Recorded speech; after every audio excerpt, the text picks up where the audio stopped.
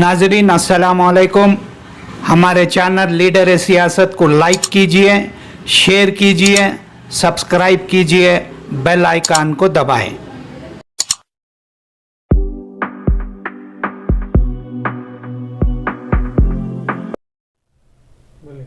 बताइए ज़िया भाई, अभी जो स्लॉटर बिल पर आपकी पार्टी और आप इंफरादी तौर पर जो है कोर्ट में चैलेंज किए हैं, क्या एतराज़ात हैं आपके, क्यों इस बिल के ख़िलाफ़ हैं?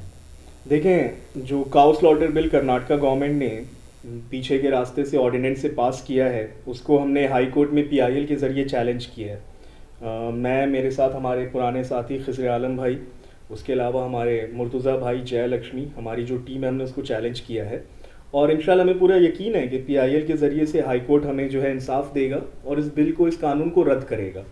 रही बात ऑल इंडिया मजलिस इत्तेहादुल मुस्लिमीन की, तो हमारी पार्टी AIMIM, हमारे बेंगलुरु सदर शरीफुद्दीन साहब की सदारत के अंदर हम ऑलरेडी इसके ऊपर काम कर रहे हैं। जितने हमारे दलित ऑर्गेनाइजेशंस हैं, सबसे हमारी मुलाकात हुई है, हम उनके साथ बैठकर एक आंदोलन की तैयारी कर रहे हैं।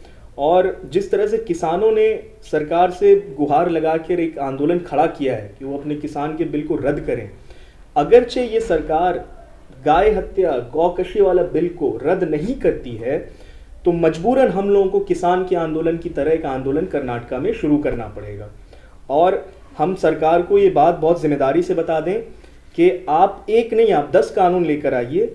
हम ज़माने से गाय खाते आए हैं, खाते आएंगे और खाते आए रहे हैं हमेशा, अल्हम्दुलिल्लाह। और सिर्फ घर में नहीं, अगर सरकार इस तरह का कानून लाकर ये बताना चाहती है कि वो ब्राह्मणों की चीज़ हम पर थोपेगी, तो हम सरकार को ये बता देना चाहते हैं कि बैंगलोर और कर्नाटका के गली गली और रोड रोड पर हम लोग इंशाअल्लाह बीफ की बिरयानी बनाकर खाएंगे। और मैं आपके चैनल के ज़रिए से दावत देना चाहता हूँ यदुरप्पा जी को, तेजस्वी सूर्याजीत को, CT रवि जी को, आप भी आइए, हमारे साथ बेहतरीन बीफ खाइए, इंशाअल्लाह आपको नल्ला निहारी भी खिलाएंगे। जगह है, लेकिन निकल गया था क्या? अभी निकला था? अभी निकला है, जब मैंने ख़त्म किया उसके बाद। बताइए।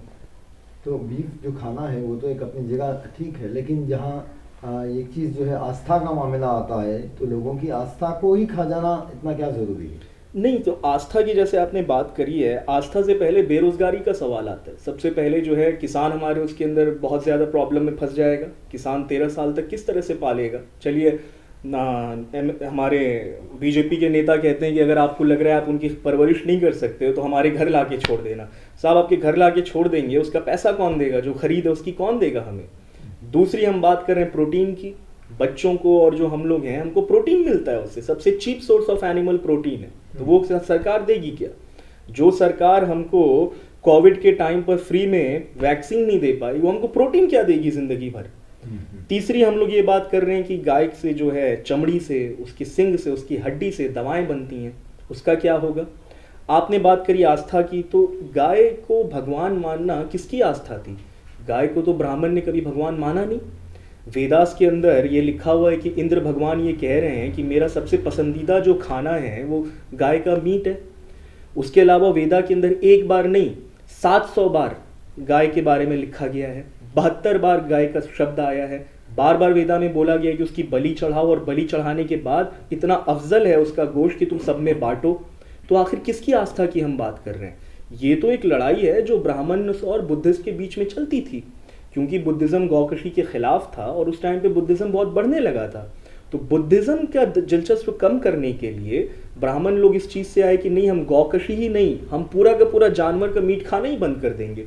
तो आखिर हम किसकी श्रद्धा की बात कर रहे हैं? हमने हाई कोर्ट में ये भी गुहार लगाई है कि आप हिंदुस्तान का 5000 साल का इतिहास उठाकर देख लीजिए, श्रद्धा किसी की मारी नहीं जा रही है, पर वो जो 4% 5% ब्राह्मण हैं, अपनी राय थोपने के लिए इंडिया में 90 से 95% लोगों के ऊपर अपनी श्रद्धा थोपना चाहते हैं। चाहे वो श्रद्धा सही हो कि गलत हो, वो चाहते हैं वो हमें बताएं हम क्या खाएंगे, हम क्या पहनेंगे। तो काफ़ी है 4 मिनट बस इसके ऊपर आपने इसके ऊपर बोला आपने जो है इस बिल की क्यों मुखालिफत कर रहे हैं? क्या है इस बिल के अंदर ऐसा जो आपको मुखालिफत करने पड़ी? सबसे पहले तो ये बिल से सबसे ज़्यादा नुकसान किसान का होगा। किसान अपनी गाय खरीदने के लिए तो पैसा दे देगा, लेकिन 13 साल से पहले अगर उसकी गाय अगर दूध नहीं देती है तो बोझ बन जाएगी, उसको सेल नहीं कर सकता। और हुकूमत की इस बिल में ये कहीं नहीं लिखा है कि किसान को मुआवजा दे के वो गाय ये लोग हुकूमत ले लेगी। एक दूसरा जो है इससे क्या होगा कि जितने भी लिंचिंग करने वाले हैं उनके लिए एक लाइसेंस बन जाएगा, हथियार के तौर पर इस्तेमाल करेंगे। कहीं भी कोई भी अगर गाय लेके जा रहा है तो उसको अगर मार देंगे और बताएंगे कि हमने गाय की रक्षा की है, तो इस हिसाब से लॉ एंड ऑर्डर का बहुत बड़ा मसला खड़ा हो सकता है कर्नाटका के अंदर अगर इस बिल को रद्द नहीं किया गया तो। इसी वजह से हम लोग किसानों के ऊपर ही कि वो कानून ये किया लागू किया है। नहीं, एक्चुअली ये क्या है, देखिए किसान कर्नाटका में ये जो मरकज़ी सरकार की तरफ से, मरकज़ी हुकूमत की तरफ से जो बिल पास किया गया है, तीनों बिल, इन तीनों बिलों के लिए कर्नाटका में इतनी थोड़ा बहुत मूवमेंट शुरू हुआ है। ये मूवमेंट यहीं पे ख़त्म हो जाए, ये मूवमेंट आगे और ना बढ़े, तो इस वजह से किसानों की कमर तोड़ने के लिए एक चोर दरवाजे से ये बिल पास किया गया है, ताकि किसान यहाँ पे उलझ जाएं और वो 3 बिल जो है उसके मामले में मरकज़ी सरकार की, रियासती सरकार की तरफ से कुछ मदद हो जाए।